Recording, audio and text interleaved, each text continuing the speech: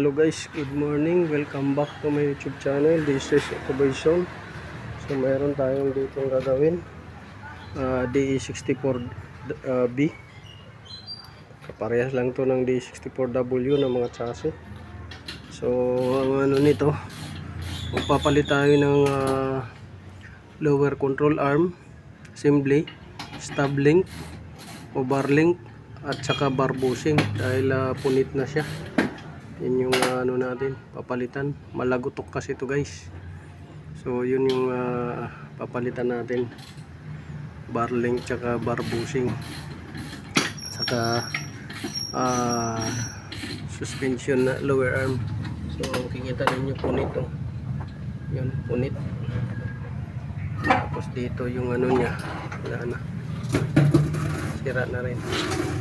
So yun yung ano natin. Ito yung parts, bar link, bar bushing, ito bar link, bar bushing, tsaka ito assembly na control arm. So yun, update na ko. Ang issue pala nito guys, malagutok sa hams, saka sa rough road, at tsaka nagra-rattling noise, tsaka hindi stable yung manibela dahil sa control arm. So ayan na guys, naikabit na natin yung bagong control arm. Yan, bago na yan, control arm, bago na yan. Tapos ito stub link, bago na rin yan. At yung bar bushing, yun, bago na rin. So doon na sa kabila yung kinakabit. So ito yung bar bushing na luma. Wang-wang na yung buta sa gitna. Tapos ito link, wang-wang na rin. Yan. So, yan yung piyesa niya na luma. Ito naman yung bago na piyesa sa kabilang side, sa kaliwa, driver side. Ano ba? Ito kwanto pang gatong yan.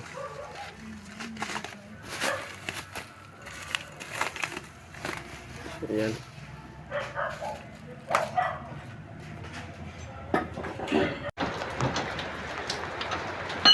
Muulan na guys.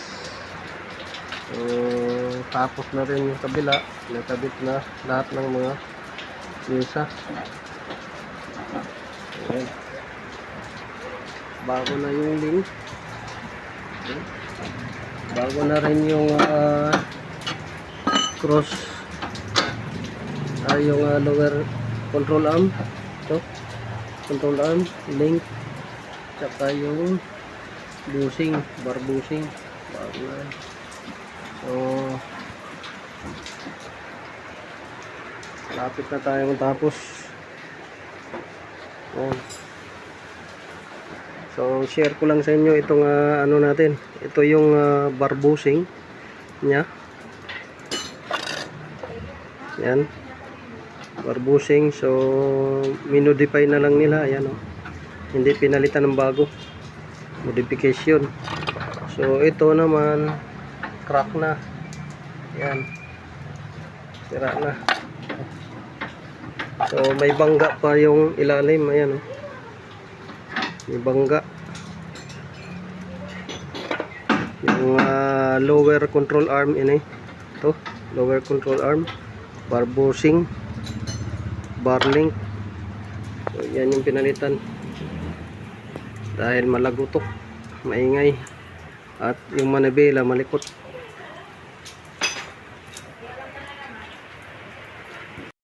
Tapos na, nakabit natin na yung link, bar bushing, at saka cross control arm. So bar link, bar bushing, control arm.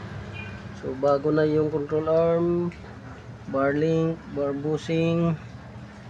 So okay na siya. Palitan na natin. So ready na for road test. Yan. Pero bago lahat yan, so i-check muna natin yung ilalim para ma-address natin sa customer kung anong mga iba pang nakita natin na kailangan i-repair. So yun yung gagawin natin na check para may idea yung customer kung ano yung next repair niya na gagawin. So sundan nyo guys yung video. So dito guys, silipin lang natin dito ang kanyang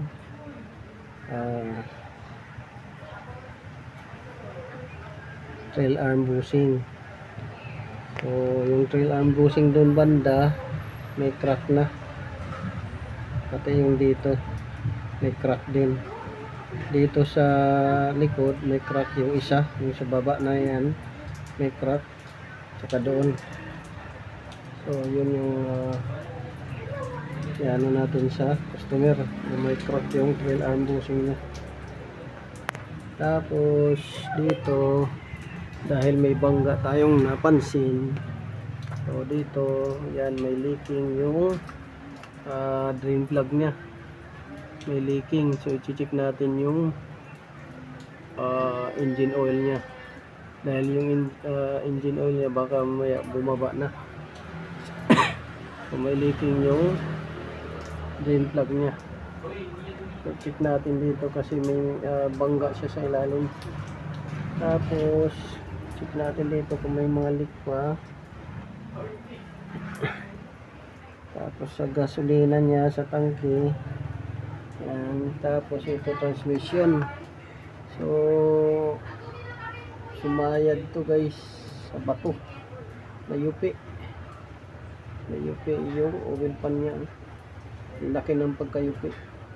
Mamaya tinamaan yung valve body yan or filter.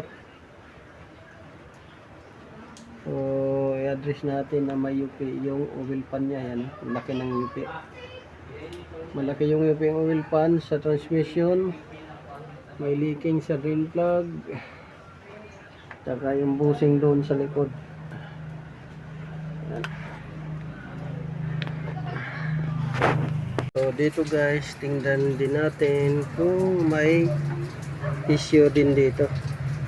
So titingnan din natin dito kung mayroong problema. So kagaya niyan, may oil leaking siya. Yan oh, tumutulo yung langis doon. Ayun, tumutulo. So may problema. So may leaking siya dito sa valve cover.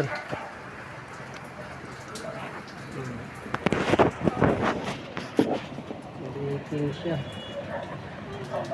Ayan. May leaking siya sa valve cover.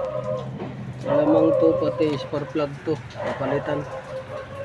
So yun, i-address natin sa customer kung ano yung nakita natin dito sa makina. May leaking siya.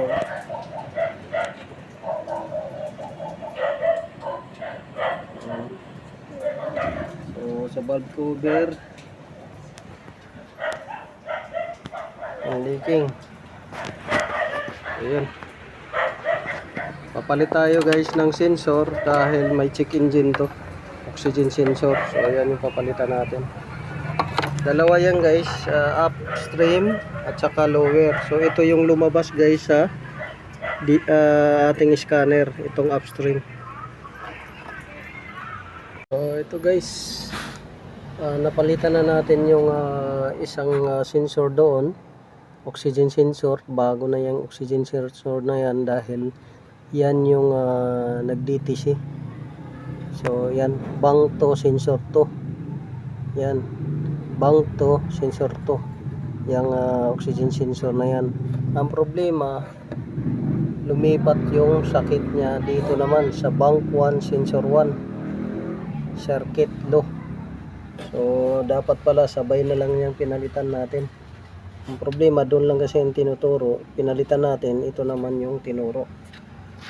So napalitan na natin, order na lang natin yan ng bago.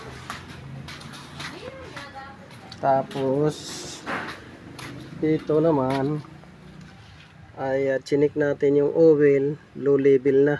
kulang na ng isa't kalahating litro dahil nga doon sa drain plug na leaking at saka yung doon sa valve cover. So kulang na ng isa't kalahating litro. Tapos may leaking pa sa valve cover. So chinik din natin tong transmission, kulang din ng 1 litro itong transmission, siguro dahil doon sa pagkabangga doon sa ilalim baka nababasan to. Yan, kulang ng oil, engine oil, kulang ng transmission oil. Tapos ito medyo madumi na, linisan lang. So yun, i-address na lang natin sa customer.